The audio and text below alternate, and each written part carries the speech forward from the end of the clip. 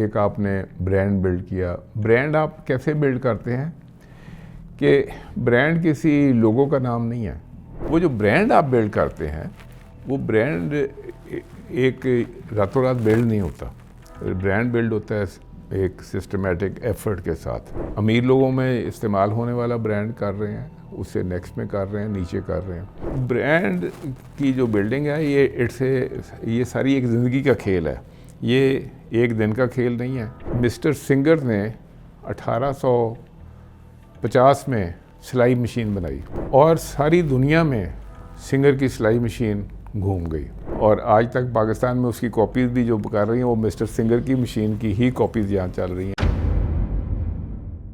دیکھیں, بزنس جو ہے, بزنس ایک سسٹم ہے, اور اس سسٹم میں آپ نے ایک پروڈکٹ بھی بنا لیا, آپ نے کسٹمر بھی تلاش کر لیا, تو اس چیز کو سسٹین کرنے کے لیے آپ کو کچھ اور بھی کام کرنے پڑتے ہیں. اور بہت ایک بڑی چیز یہ ہے کہ ایک آپ نے برانڈ بلڈ کیا. برانڈ آپ کیسے بلڈ کرتے ہیں کہ برانڈ کسی لوگوں کا نام نہیں ہے. لوگو تو ہوتا ہے کہ یہاں پہ کچھ لکھا ہوا آ گیا, اگر آپ وہ ٹی شرٹ کے اوپر لکھا ہوا آ گیا, لیکن اس کے پیچھے جو پروڈکٹ کی کوالٹی ہے, جو کسٹمر کا ٹرسٹ ہے, جو اس کا آسانی سے یا ایک خاص قیمت کے لیول پہ اس کا اویلیبل ہو جانا ہے, تو پھر اس کو لوگوں میں جنرلی کیا پسندیدگی پائی جاتی ہے اس برانڈ کے متعلق, وہ ساری چیزیں جو ہیں کنزیومر بیہیویئر کے اوپر وہ امپنج کرتی ہیں. سو وہ جو برانڈ آپ بلڈ کرتے ہیں وہ برانڈ ایک راتوں رات بلڈ نہیں ہوتا. برانڈ بلڈ ہوتا ہے ایک سسٹمیٹک ایفرٹ کے ساتھ, جس کے اندر بہت سی چیزیں ہیں.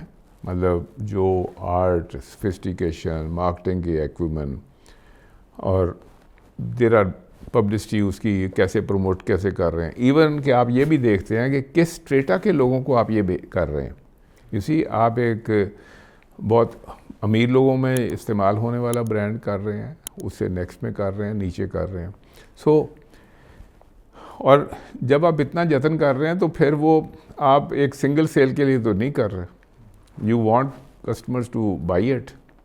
تو پھر وہ پورا ایک سسٹم بنتا ہے, جس سسٹم کے تحت پھر آپ اس کی پروڈکشن کرتے ہیں یا کرواتے ہیں. پھر اس کو مارکیٹ میں کیسے لے کے جانا ہے, اس کے ٹریڈ شوز میں کیسے کرنا ہے, اور کئی دفعہ جو یہ گارمنٹ ٹریڈ ہے تو اس میں پھر فیشن شوز میں کیسے کرنا ہے.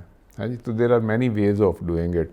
تو برانڈ کی جو بلڈنگ ہے یہ ساری ایک زندگی کا کھیل ہے. یہ ایک دن کا کھیل نہیں ہے, اور جو بندہ بھی اس میں ایسے کام میں آتا ہے وہ اپنی پوری لائف ایک قسم کی کمٹ کر کے اس میں آتا ہے, اور یہاں تک کہ پھر کوشش کرتا ہے کہ اس کے پیچھے آنے والے لوگ جو ہیں وہ بھی اس کو آگے کیری کریں. آپ کو بے شمار برانڈز ایسے نظر آئے. کسی برانڈ کی آپ ہسٹری اٹھا کے دیکھیں تو کوئی 70 سال پرانا ہے, کوئی 100 سال پرانا ہے, کوئی 150 سال پرانا ہے. مسٹر سنگر نے 1850 میں سلائی مشین بنائی, اور یہ نیو جرسی امریکہ میں اس کی فیکٹری لگائی اس نے سلائی مشین بنانے کی, اور ساری دنیا میں سنگر کی سلائی مشین گھوم گئی. اس نے جو سسٹم بنایا جس کے اندر ہر گھر میں سنگر کی سلائی مشین پہنچی, اور آج تک پاکستان میں اس کی کاپیز بھی جو کر رہی ہیں وہ مسٹر سنگر کی مشین کی ہی کاپیز یہاں چل رہی ہیں. لیکن کاپیز اس لیے چل رہی ہیں کہ سنگر سلائی مشین کی فیکٹری چند سال پہلے کراچی میں چل رہی تھی, اب وہ بند ہو گئی ہے, کیونکہ وہاں پہ وہ جب یہ 1970 کی دہائی میں جو یہ یونینز وغیرہ بنی تو اس کی وجہ سے نا اس کمپنی کی دلچسپی یہاں پہ کم ہو گئی. تو وہ میں وہاں سے پاس سے گزرتا ہوں تو کرنگی میں وہ فیکٹری بند ہے.